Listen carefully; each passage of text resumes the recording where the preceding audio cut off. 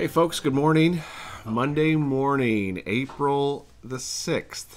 We're still trudging along, making it through Monday, the beginning of Holy Week. Yesterday we celebrated Palm Sunday, and so today, Monday, marks and begins this entry into Holy Week as we march through this week up till Monday, Thursday, and then Good Friday, and then Quiet Saturday, and then Easter Sunday. And that's what we're looking forward to, isn't it? We're excited to march towards that. It's good to be on with you this morning. Hopefully you got your cup of coffee this morning. I've got my Epcot mug. I'm kind of missing Disney these days. It'd be nice to be able to get out and go to a park and walk, but we can't. So I've got my Epcot mug full of nice hot Dunkin' Donuts coffee. That's good, tasty stuff. So it's good to be with you. Excuse me. There we go.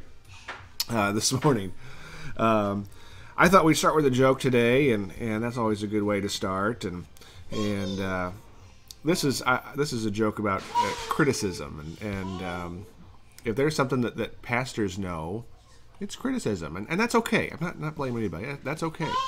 But here's a tip on criticism. It says, never criticize someone until you've walked a mile in their shoes. That way, when you criticize them, they won't be able to hear you from that far away. Plus, you'll have their shoes. I thought that was pretty funny and made sense for us. So, but good to see y'all. Good to have you on. I wanted to quickly, I mentioned yesterday in our morning service about an online Seder and options for that. I want to direct you and just show you a quick way to access that this morning. And so if you would, just watch along really quick. We're going to go to our church website, and you can follow with us here. So this is kfcnaz.com or kissimifirstnaz.com or kissimifirstnaz.org, whichever you choose, whatever. I like kfcnaz.com because it's nice and simple. But this is what you see at our church website. And if you scroll down, you kind of see a little note from myself, and there's some opportunities of things coming up. And if you go a little bit further down, it says upcoming events. One, you can access our YouTube channel right here. This is where you can log on and see our YouTube channel. Then over on this side, it says sign up for a virtual Passover model Seder. And what you need to do is right here on that, click on that, and it opens up the Jews for Jesus website. And then from the Jews for Jesus website, or you can just go to Jews for Jesus. Hi, Sharon. We're not going to talk today, but thank you. Yes, I constantly need prayer, but we're good. Thank you. Right here, right in the middle, it says Christ in the Passover live stream experience. You're invited to the special free online event. Let me clarify that. It's free. So you go to the Register Now button. It brings up this site, and you can scroll down. You can see pictures of model Seders and some who have presented before. And then it tells you how to register. Register now. All registrations are free. And then when you pull it up, it should recognize that you're in the Eastern time zone. And so they even had times for Sunday, April the 5th. I wish I would have known that earlier. But if you scroll down, here's some times for Tuesday. 11 a.m., 1 p.m., 7 p.m. on Tuesday. On Thursday, 2 p.m., 8 p.m., 10 p.m., maybe your night owls. Friday, 10 a.m., 12, 2, 4, 7, 8:30, 10. You have lots of options, okay? So if you have the time, I would say carve some time out to do it. And go with the model Seder online. I would love to be able to do it in person, but we're not going to be there. And so it is what it is. But that's how you access that website and walk through all that good stuff, okay? So I want to just encourage you, if you would, make sure to take advantage of that. It's up, it's live, it's ready to go. It's free. They do want you to sign up for a time. That way they know. Sign up for a time. They're going to ask you for your email address. It's okay. It's safe. And from that, they will email you instructions on how to join the live stream at your selected time. Okay? Now, these time slots will fill up. There were more last night when I was logging in this information. So make sure you get on now. Share it. Tell your friends, hey, we need to sign up now and get in there to do that. All right? But it's a great opportunity, great thing to be a part of, and I encourage you. It's an hour. It's 1 hour. It's free. What else are you doing? So, time for more coffee. But I encourage you, take advantage of it. It's a really cool resource. Okay, seeing as how we need to do some Bible study, and this morning is what some people call Holy Monday, or the beginning of the Holy Week. I thought it'd be good to look at what Jesus was doing during this time in his life, in his ministry, the last week he was on earth. And so that's what we're going to be doing this week as we dig into Scripture during our morning devotional times. We're going to be looking at what Jesus was doing and what scholars think on that particular day. So we're going to look at specifically Monday morning right now. Yesterday we talked about the triumphal entry and how Jesus came in and the parades and the palms and people yelling and all that good stuff and praising. Well, the next day, Monday morning, Jesus gets up and they were staying in Bethany. They had been in this little town, Bethany, and Jesus gets up and gets ready to start his day. And so he wakes up early to spend time with God. I think that's an important thing that we do is we get up early and we spend time. But starting in the book of Mark, we do a lot of Matthew, we do a lot of John. I thought we'd give Mark some love this morning. But Mark chapter 11, starting in verse 12, says, "The next day as they were leaving Bethany, Jesus was hungry. Seeing in the distance a fig tree in leaf, he went to find out if it had any fruit. When he reached it, he found nothing but leaves, because it was not the season for figs. Then he said to the tree, 'May no one ever eat fruit from you again.' And his disciples heard him say it."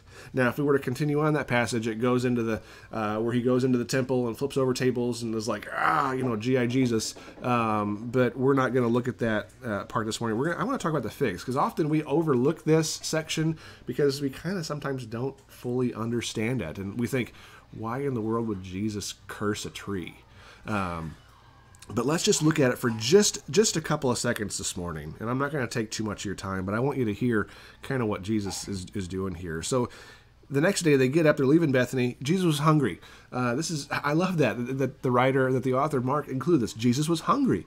And here's why. He was staying in Bethany. He was staying, with people there, and they would normally, feed you breakfast.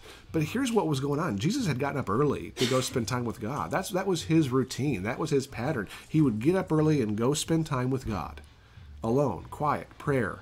And by the time it was ready to leave, he had spent so much time and had been in the Spirit for so long that he hadn't eaten breakfast. And so as they're leaving, he's hungry. He's like you and I. We get hungry in the morning. And I'm hungry right now. Erin decided to make some she takes potatoes and cuts them and seasons them and throws them in the air fryer, and they're really good. Get some like fried eggs and fried potatoes. They're really good. Anyway, I won't get into that, but it smells really good in here. So he's hungry, and they're walking along, and he sees out in the distance this fig tree, and the author says, this is important, fig tree in leaf. The tree is in leaf. And when he went to find, and he wanted to go see, does it have a fruit? There's leaves, it might have fruit. But when he got to the tree, when he reached it, he found nothing but leaves, because it was not the season for figs. Now, let me preface this. It was not the season for figs, okay? So we think, well, if it's not in season, of course it's not going to have figs. But here's what you need to know about this particular tree in this particular area, in the area of Bethany where it is. Fig trees who have leaves have fruit. If a fig tree, this particular tree, if it has leaves, it's supposed to have fruit. They go hand in hand. If there's no leaves, there's no fruit. But if there's leaves, there's almost always fruit on this tree. Now, when he reached it, he found nothing, because it was not the season. It doesn't matter if it's a season or not. This tree had leaves, but it had no fruit. Then he said to the tree, may no one ever eat fruit from you again. He cursed the tree, and his disciples heard him say it. Now, if we were to flip over, we're not going to spend a lot of time in this, but if we were to flip over to verse 20 in chapter 11, in the morning as they went along, they saw the fig tree withered from the roots. And Peter remembered and said to Jesus, Rabbi, look, the fig tree you cursed has withered. And that's a whole other passage that we can dig in, but I want to focus just on this tree and why in the world did Jesus curse this tree? Now, there were many trees with only leaves in this time, and those trees weren't cursed. There were many trees with neither leaves nor fruit, and those trees weren't cursed. This tree was cursed because it had leaves and no fruit. It had the image of being fruitful, but it wasn't. You see, I think this is a story for us, that if we're going to pretend, if we're going to put on the shroud, if we're going to put on the face of being a Christian, whether in season or not, if we're going to carry that with us, if we're going to have that look about us, that label about us, hey, look, I've got leaves, but we have no fruit inside, Jesus has no use for us. He has no use for us at all. See, he wants us. He wants us to be, if we're going to show the image of having leaves, of being a fruitful product, then we should be fruitful. That's what Jesus is wanting here. And I think that's the lesson that we draw from this is folks, we need to be fruitful in times like this, in season, out of season. We need to be fruitful. Folks, we're called to be fruitful. Now, don't go in that direction where it says, be fruitful, multiply. That's not what I'm talking about. I'm talking about we need to be fruitful in discipling. We need to be fruitful in evangelism. We need to be fruitful in sharing hope, love, grace, mercy, joy, happiness, peace. We need to be fruitful in being the hands and feet of Jesus. That's what Jesus wants. That's what he hungers for, is for us, for Christians, to be fruitful. And I really want us to be a fruitful people, and we look at this picture and of this tree here, and we see what this looks like, and man, I hope I never turn into a withered tree. I hope I never turn into a piece of firewood because I'm no longer useful.